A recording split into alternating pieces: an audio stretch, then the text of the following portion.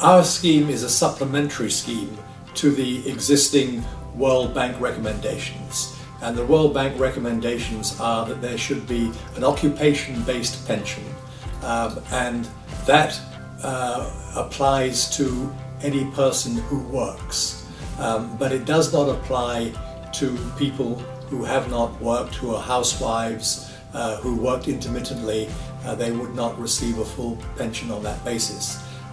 So there are people under that scheme who would never be covered.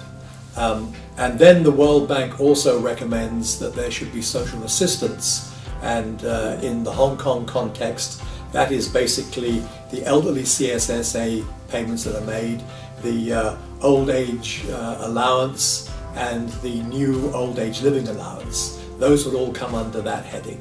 And then the World Bank also recommends that people should top up those with family savings or personal savings. And in addition to that, the World Bank also recommends a universal old age pension. And that is the one element that we do not have in Hong Kong.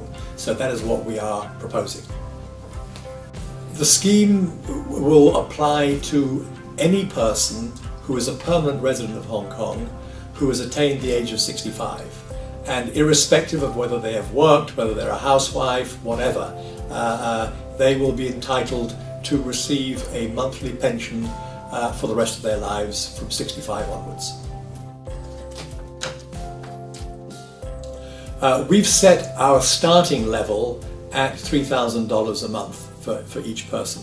Now that was based on the scheme starting in 2012 because we worked on our scheme in 2011. And our scheme is inflation adjusted. So what we did was we asked an economist to help us forecast inflation going forward. And so each year the pension is automatically adjusted by the inflation rate. So if the pension would start in 2014 or 2015, it wouldn't be $3,000 a month, it would be $3,000 a month plus the inflation during that period, and then it would go on from there.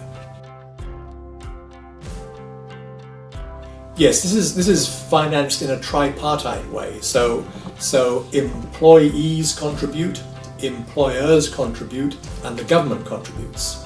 And the employees and employers each contribute 2.5% of basic salary. And the government contributes what it's now paying for the elderly CSSA, for the OAA, and for the new old age living allowance. In addition to that, the government will make a $50 billion initial payment to kickstart the fund so that it can be paid out immediately. And every 5 years, again inflation adjusted, the government will be required to put in $25 billion in order to keep the scheme sustainable. And we've worked out the scheme going forward until 2060.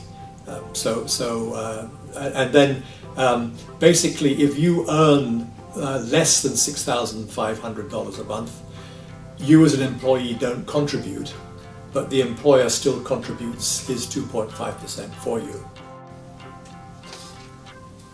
Absolutely, that's why we require the government to put in 50 billion initially. So they put their 50 billion in before the scheme starts, and then on day one of the scheme being authorised to start, the pension payments can be made, and the 50 billion is quite adequate to see that through. And also, of course, from day one, the employers and employees will be contributing to the scheme, and the government will be contributing to the scheme. So it'll be well funded for the first few years, and then there'll be these injections periodically every 5 years, which will make sure it doesn't go into deficit, and pensions can be paid out according to the rate in any single year.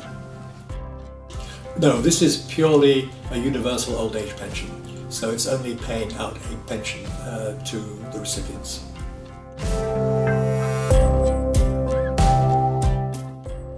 Yes, basically what the Professional Commons is looking for is a caring society with retirement protection, a fairer mechanism with wealthier people contributing more towards the pension payments, and a sustainable scheme that the community can afford.